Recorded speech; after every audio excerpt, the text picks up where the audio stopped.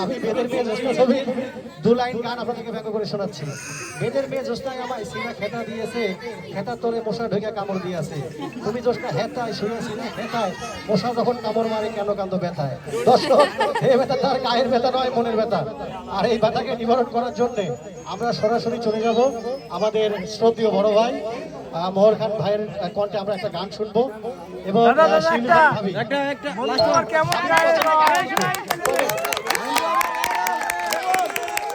আমার একটু জানতে ইচ্ছে করে যে এই দুটা মানুষের ভিতরে কি ঝগড়া হয় না?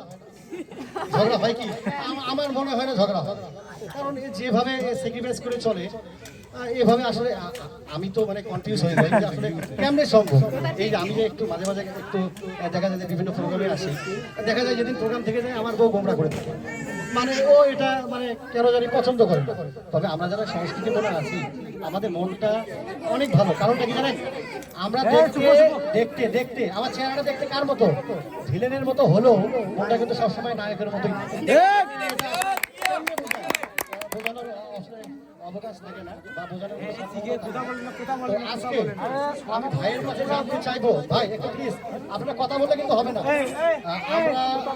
আমরা একটু জানতে চাইবো যে আসলে ভাই আর ভাবির যখন মন খারাপের বিষয় আসে বা ঝগড়া লাগে, ভাই কিভাবে নিজেকে সামলে নেয় একটু শোনার দরকার আছে না? নাই আছে, আমরা একটু শুনবো।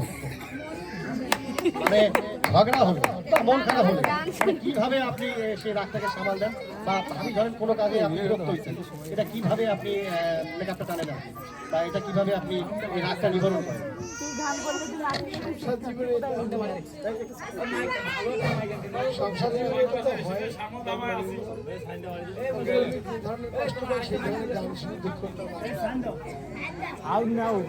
এই একই প্রশ্ন আমি ভাবিকে করছি। ভাবি ভাইয়ের প্রতি যখন আপনি বিরক্ত হন বা খুব খারাপ লাগে, এইগুলো করে কেন?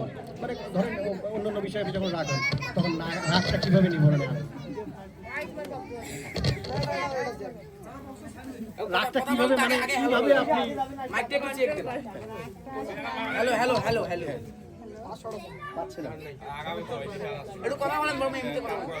আচ্ছা সাউন্ড না হলেও চলবে কিন্তু সাউন্ড লাগবে।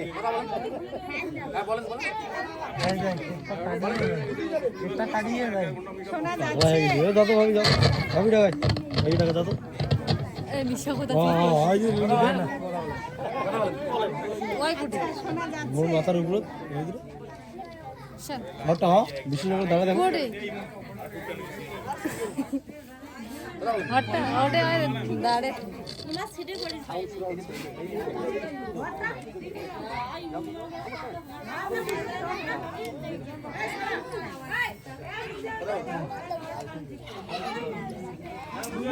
তোমার ইয়ে চলে না।